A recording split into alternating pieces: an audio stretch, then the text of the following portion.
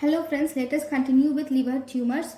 So the Millen's criteria for liver transplantation in hepatocellular carcinoma includes single tumor less than 5 centimeters or multiple tumors of 2 to 3 centimeters and of multiple tumors of around 2 to 3 and the size of them should be less than 3 centimeters or if there is no extrahepatic or vascular spread.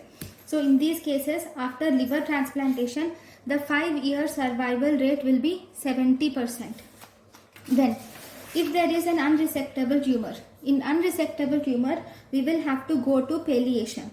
The palliation can be done by percutaneous ethanol injection or percutaneous acetic acid injection, radiofrequency ablation or microwave ablation or with cryoablation. In cryoablation, we use liquid nitrogen. We can also do in the palliation, you can also do this transarterial chemoembolism can be done. In this transarterial chemoembolism is the only palliative method with good survival advantage. So in this, we will deliver the chemotherapeutic agent into the hepatic artery. Once you deliver this chemotherapeutic agents like cisplatin and doxorubicin into the hepatic artery, it will obstruct the hepatic artery. So once it blocks the hepatic artery, there is no blood supply to the tumor. So as a result, the carcinoma cannot grow and the cells will die.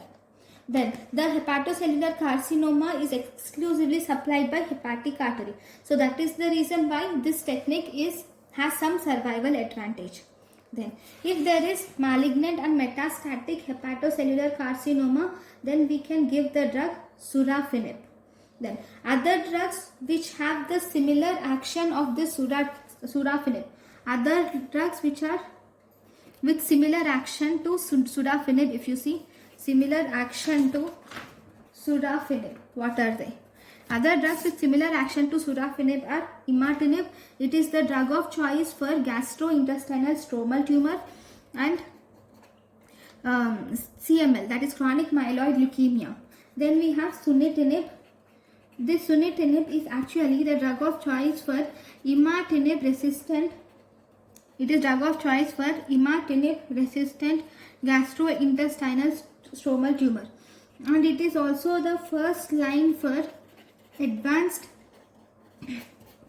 or metastatic renal cell carcinoma. It is the first line for advanced and metastatic renal cell carcinoma.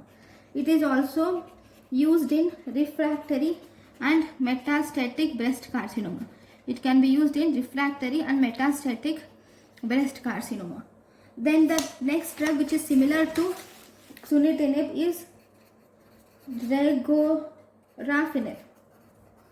This regorafenib is actually a third line agent given for gastrointestinal stromal tumor. Then we have vandatinib. This vandatinib is the only drug which is US FDA approved. It is only drug which is US FDA approved for advanced and progressive medullary carcinoma. It is approved for advanced and progressive medullary thyroid carcinoma. So this is about the important points about the drugs. And one more drug which is important is lapatinib. What does lapatinib do? Lapatinib is actually a second line agent for HER2 positive breast cancer. It is a second line agent for HER2 positive breast cancer. Then we have gefitinib.